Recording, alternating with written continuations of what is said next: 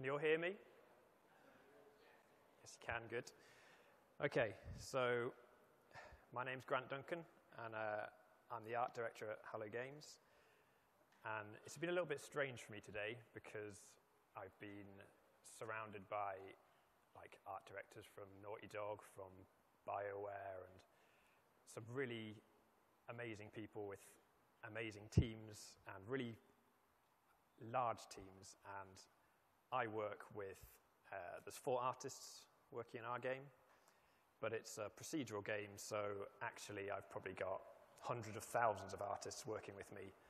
Unfortunately, they're procedural artists, and they're all mindless idiots, which means it's a bit of a challenge. So I'm working on a game called No Man's Sky, and it's a science fiction game, and it's a procedural game. And it's a game about discovery, about exploring the unknown. And when I say science fiction, it's this kind of thing. And I think when you often say science fiction, people kind of picture a kind of a future war, they imagine these great ships and space marines and lots of grey and lots of black. And to me, that's not what science fiction is. When I think of science fiction, I think of 70s book covers and artists like Chris Foss and John Harris. And they were kind of artists who became really famous in the 70s, and they've kind of got a little bit lost recently. And I think that's very sad. And if you look at a lot of book covers in those days, they were very experimental. They were doing lots of different things, and a lot of the art wasn't particularly great. It was actually a lot of bad artwork, but they were all trying new things, whereas now it feels like science fiction has kind of fallen into a bit of a language in itself, so you almost can't stray too far from that without people getting a little bit confused. So No Man's Sky is a procedural game where you're in an infinite universe. That's what you're seeing here. You are here. You are fairly insignificant. And each one of these stars, there's millions and millions of stars, and when you visit them, each star has a solar system. And so it has various satellites and planets, and you can seamlessly travel between them. And this was like a real big tech thing for us. It was one of the first things we started working on, was like the terrain engine and the ability to planet hop from one planet to another. And as far as our sort of research that we did, or the kind of concepts that we went through, we looked at the real world. It's very easy when you're working on games to look at other games or to look at movies and to kind of find yourself going down these channels, but we really wanted to kind of keep a believability, to create these worlds that feel like real places that you actually want to go and explore. And all these photos are obviously from the real world, but if you look at them, any one of these could be on the cover of a sci-fi magazine or a sci-fi book. And one of the things from research in the real world is you start to realize just what bonkers, kind of crazy things you find, like lava caves or these kind of limestone pools. It becomes like you don't quite understand why they exist, but when you start to delve into it, it all starts to make a little bit more sense. And these planets, they wouldn't be very interesting unless they had life. We wanted to have this feeling of kind of like when you were a kid and you went to the beach and you'd go and sort of go up to rock pools and you'd feel like everything was very new and interesting. And one of the things we talk a lot about is things like The Journey to the Center of the Earth or The Lost World, and those kind of old movies, or a lot of Ray Harryhausen films where they'd find like a mysterious island and they'd head off into a cave and they'd find these strange creatures. And so we'd look at real-world creatures, and we try to, and we're not going for the real world just because we wanted to stay away from alien things, but what we wanted to do was to keep that believability, that we can create these rules and we can make believable creatures, and then we can break those rules to make more alien-feeling things. One of the things with procedural generation, when we first started, was I worked with like a team of coders, and they just casually talk about it and be like, oh, how many planets are we going to have? And they'd be, oh, we're going to have 18 quintillion planets. And I'm not particularly into maths, but I wrote down the number to try to work out how many zeros that was. And it's one of those numbers that's so big it becomes entirely meaningless. Like, you can write it down, you can even try to think about it, but it's a pointless number because it's just really big. But it's also not ridiculous because it's just maths. It's just 2 to the power of 64, so it's just a case of having the length of a seed of a random planet, and when you put it in those terms, it stops being insane. And also, because there's 4 artists working in the game, we only have to do 4.5 quintillion each, and we'll be absolutely fine.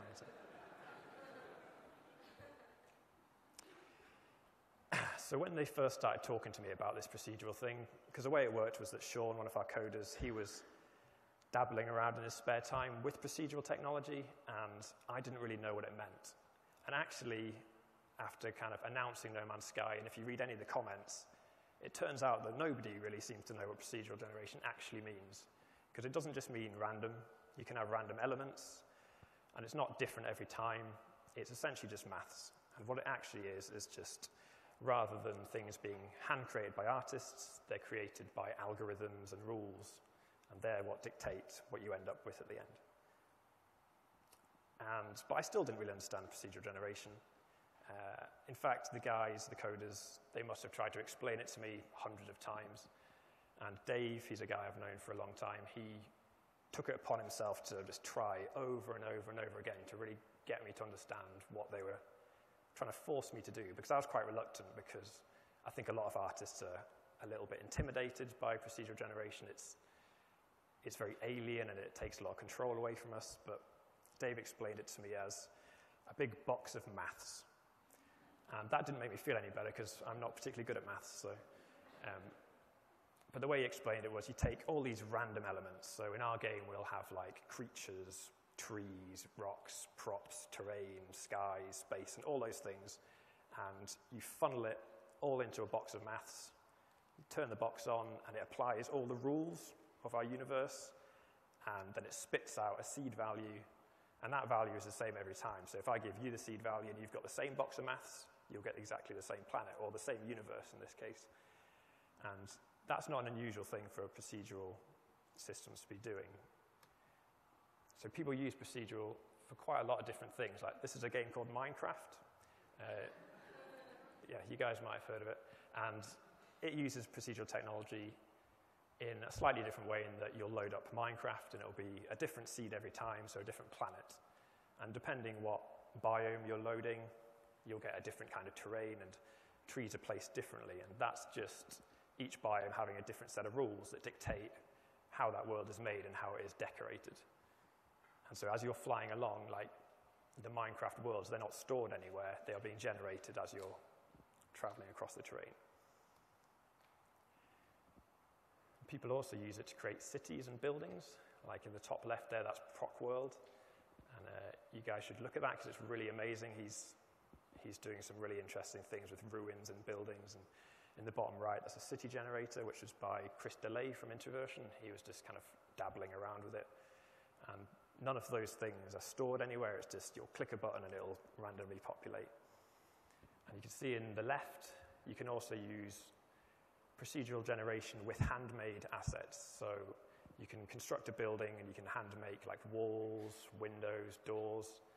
And anyone who's worked with like tile sets or modular systems will be looking at that and thinking, yep, that's, we all do that.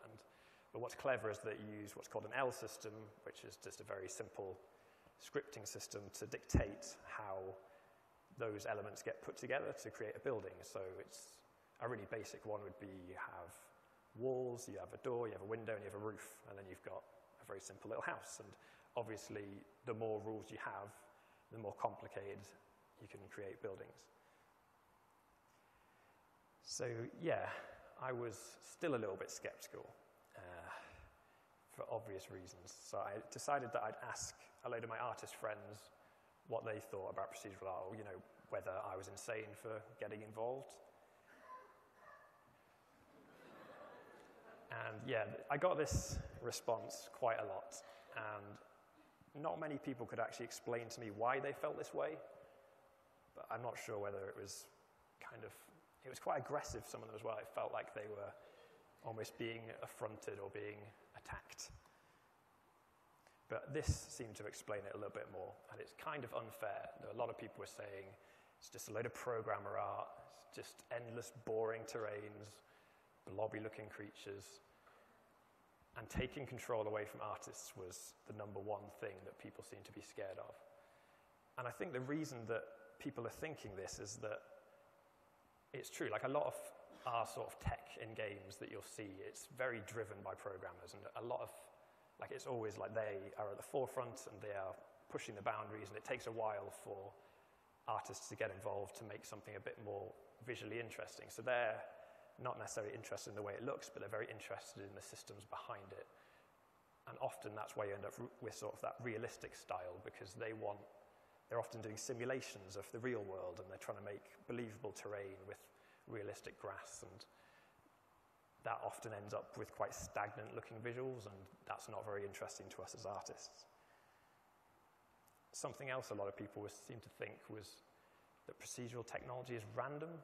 I think they'd imagine that you had like a button that you'd press and it would just randomly make a load of trees, it would randomly make a load of terrain and just plonk it all in, and whatever you ended up with at the end, you had to stay with, you had no control. And I think that's because the truth is we're actually all control freaks as artists. We're so used to having complete control of every single pixel. Like, especially now as digital artists, we can go in Photoshop, we can zoom right in and be completely obsessed over something no one else will ever care about. And procedural art is kind of the opposite of that, but it's not. And you have to, like, I really love procedural art now, but it's definitely required a bit of an attitude change. This isn't a very good analogy. I think I was actually hungry when I was thinking about how to explain this. But if you imagine, like, we have every prop in our game can be random and can be varied. So you can click on, you could have like a tree, and you could be just clicking a button and it'd be constantly giving you a new tree. And you could do that for creatures, for props, for planets, and all the different ecosystems and all that kind of thing. And if you put that all together without adding any kind of rules or boundaries, then you just end up with this ugly mess. It's kind of the same as when you're painting. If you mix all the colors together, you'll just get this ugly kind of brown sludge. So we knew we had to kind of think of a way of stopping that from happening. So we have what we call our blueprint system, which is essentially like a template system, and it's applied to absolutely everything you see in the game, except for like the terrain. So it's all like all the props and creatures and spaceships and those kind of things. And the way it works is that an artist creates like a base template, and then our system will spit out variations. And the way it does this, it can apply things like bone scaling or apply different materials, different layered materials, and it means you can get lots of different looking objects without having to go in and hand make them all. So here's an example of it working. So on the left is what an artist would have made, probably blocked out in ZBrush. And then on the right, you see it gets morphed. Then it gets randomly picks accessories depending on the kind of climate it's part of. And then to the right, you can see it gets picked what kind of material, what kind of skin it has, and then it has markings. And the two on the right are the bone scaling system, and it just randomly picks its shape to get to very different silhouettes. And you can see the same being applied to trees. So you have, they're both exactly the same, except that they come from the same trunk, and they get different branches picked, and different leaves, and then different materials. And then you can see at the very end, it gets the bone scaling and the different poses selected. And this is just one tree. Obviously, we can produce hundreds of thousands of different kinds. And it's all based on libraries, so we have libraries of hundreds of kinds of bark textures and bark materials and moss and all these different rules. This is a view of it in-game. And one of the things with the creatures in particular is that in researching different skeletons, because we're such a small team, we have to be really careful not to make too much work for ourselves. And one of those things is that we try to share as many of the rigs as possible. So there's like the antelopes would share with like horses and cows, and the more we delved into it, the more you actually realize that a lot of creatures, they have pretty much the same skeleton. And the only difference being, or the main difference being, obviously you'll get subtle differences like number of vertebrae, but if you have a system that can move bones around and can lengthen bones, and if you have a good enough IK system, then you can actually get hundreds of different kinds of creatures just based on one rig.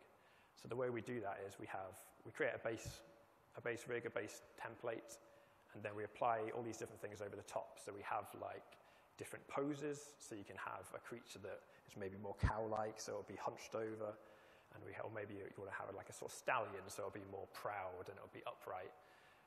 And because we can add these over the top, it means we don't have to create hundreds of different walk cycles and run cycles.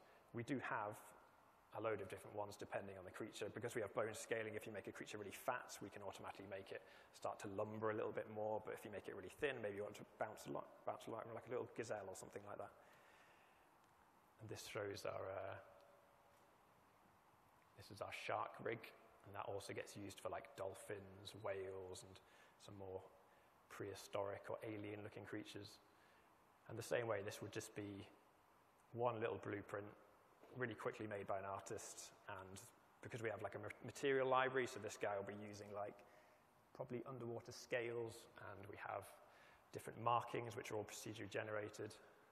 And all those things like fins and little spikes, we just have libraries of hundreds of these things, and they can all be applied, and it's pretty cool. In the same way, the ships, this is an example of the fighter class of ships. They work a bit more simple than the creatures, in that we'll have, like depending on the type, we'll have a few rules, like the fighter will have a cockpit, it'll have a nose, it'll have engines. And that way, even though you're getting all these different looking ships, there's kind of a consistency there, so you know, just from looking at the silhouette, of what kind of ship it is you're chasing after. And when we're building the creatures, we do a lot of planning, because based on that one little blueprint, you're going to get all these different variations. If you do that blueprint badly, you'll just end up with hundreds of thousands of really shit-looking creatures, which you don't really want. And actually, that's one of the things about procedural generation, is that it is incredibly good and incredibly fast at making really shit art. You would not believe how fast it is. So in this situation, you can sort of see on the left, even early on, we were thinking about what kind of creatures can we share rigs with. So we'll have like lizards, chameleons, frogs, and duck-billed platypuses. And these are all like Earth-like creatures, but again, our thinking was, or our logic was, if we can learn the rules to create creatures that you see on Earth, then it's really easy to then bend those rules and to go to extremes to make a lot more alien-looking variations. And this is some of the concepts when you're first starting out on the sharks and the whales.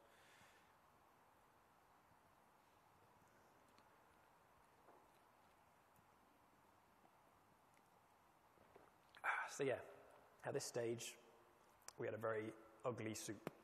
So we have the trees, you can be clicking on view variants, you're getting hundreds of thousands of different looking trees, lots of different looking creatures, very varied, so it's not just hue shifting, and the actual silhouettes are changing a lot, and the scales, and you're getting...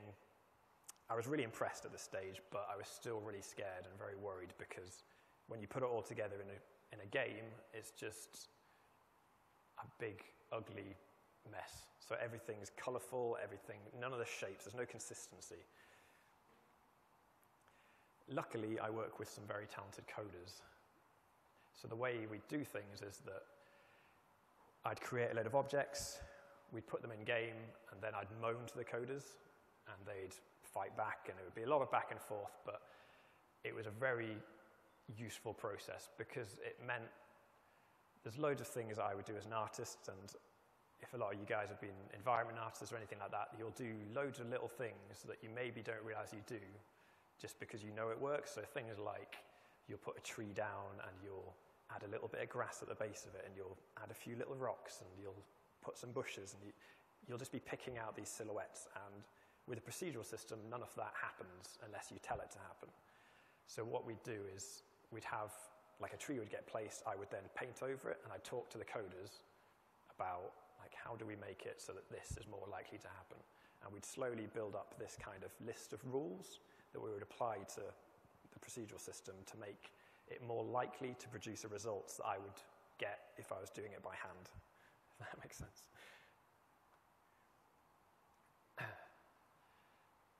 So this is an example of some of the rules that we'd put in place. So when a planet gets generated, it picks, it has a climate and ecosystem, and a lot of that kind of thing is dictated by how close to the sun it is, or how close a moon it has, and all this kind of thing.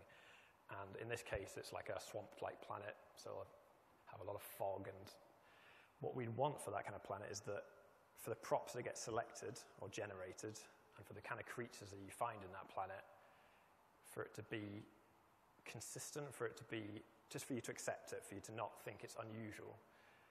And so it kind of, we tag things, so you'd have like lizards and amphibians. You can see they've got a waxy, sort of damp skin. And also things like the colors and the type of trees that have been picked. So we'll have like swampy, sort of hanging bushes and trees. And then some of the red from the leaves will be added to the creatures, just as almost like a natural camouflage.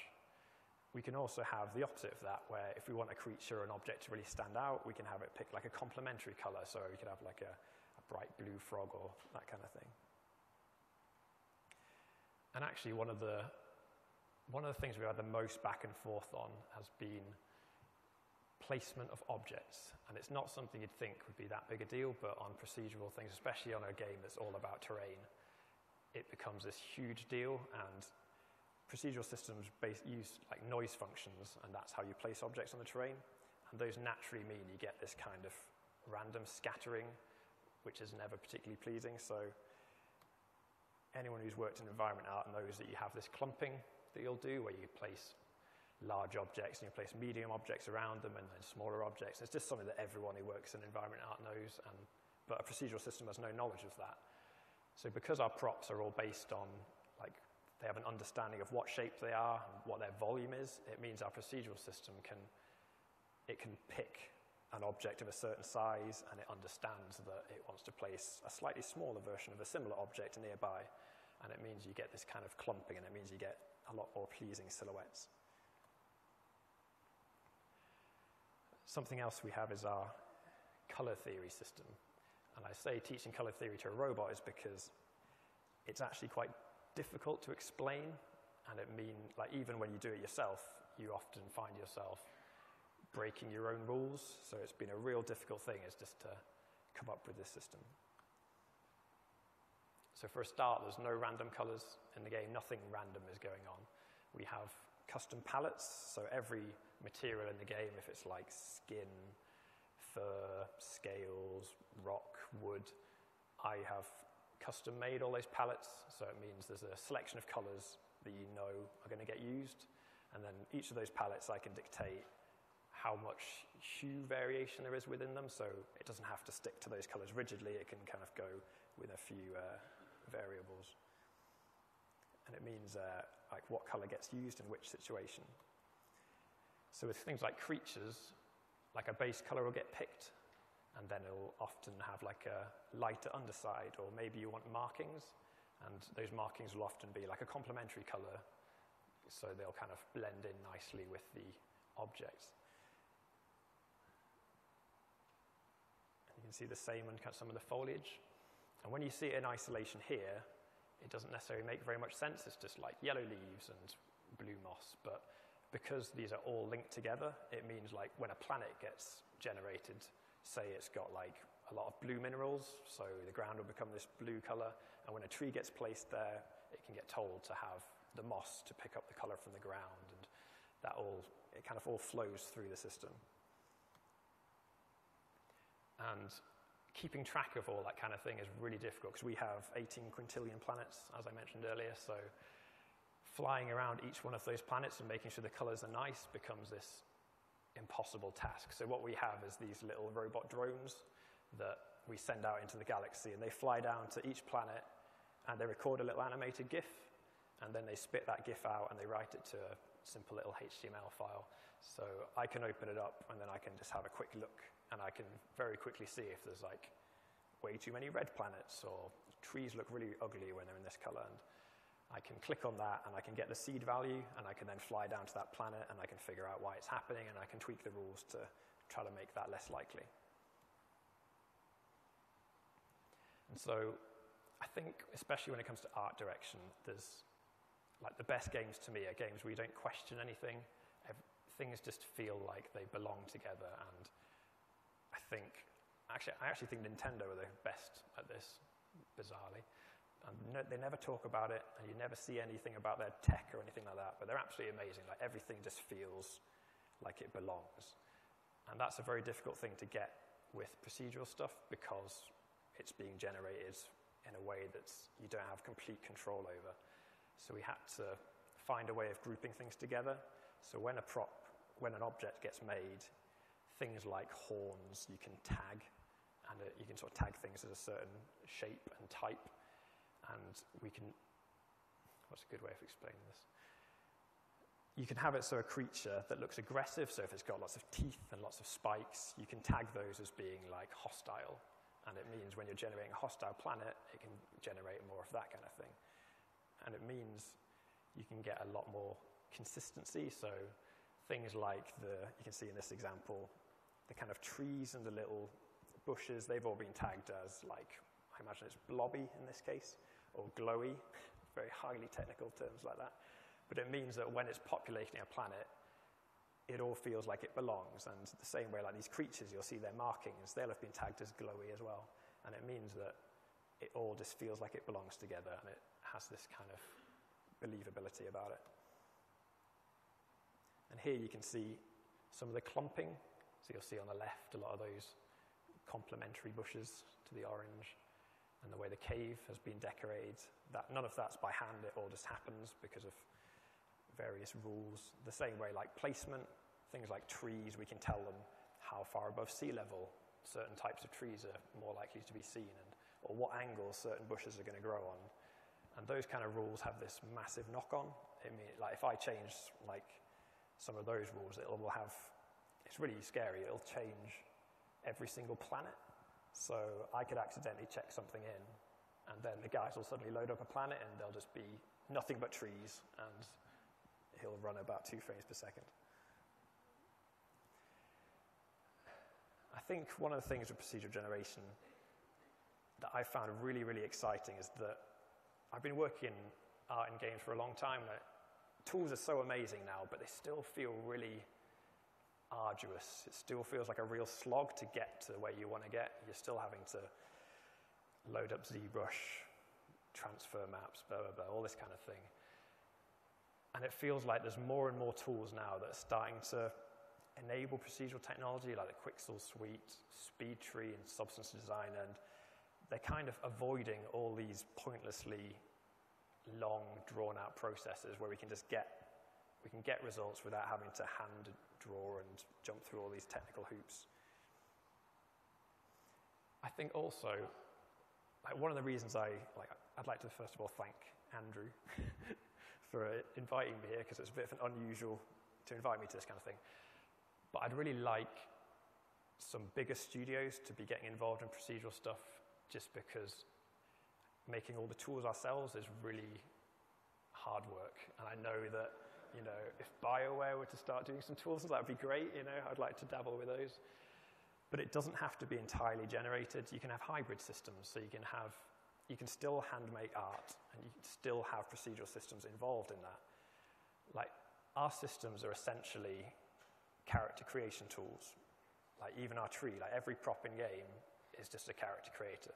So you have all these different sliders, they all control attributes like leaf density, and it's all the same theory as things like modular character creation, which is something we've been doing for years in games. So I think there's real scope for other studios to do that kind of thing.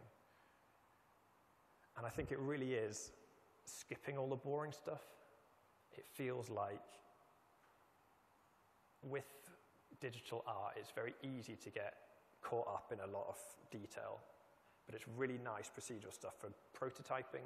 You can really quickly get to results, and it means it's not all about adding variation.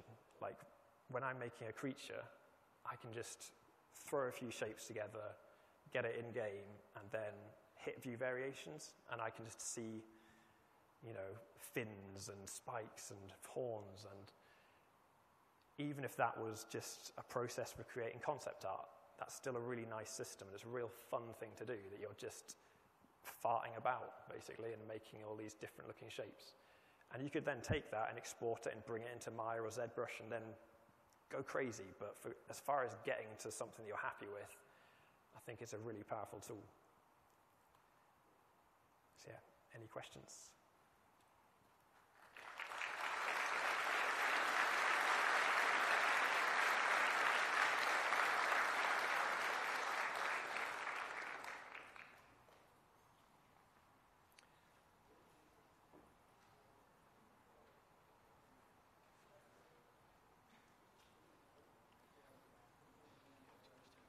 Oh, no time. Okay. Yeah, if you'd like to ask me any questions, I'll be in the wrap-up room. I don't think we've actually got time for questions, I'm afraid. But yeah, if you catch me outside, I'll be there. Thanks very much.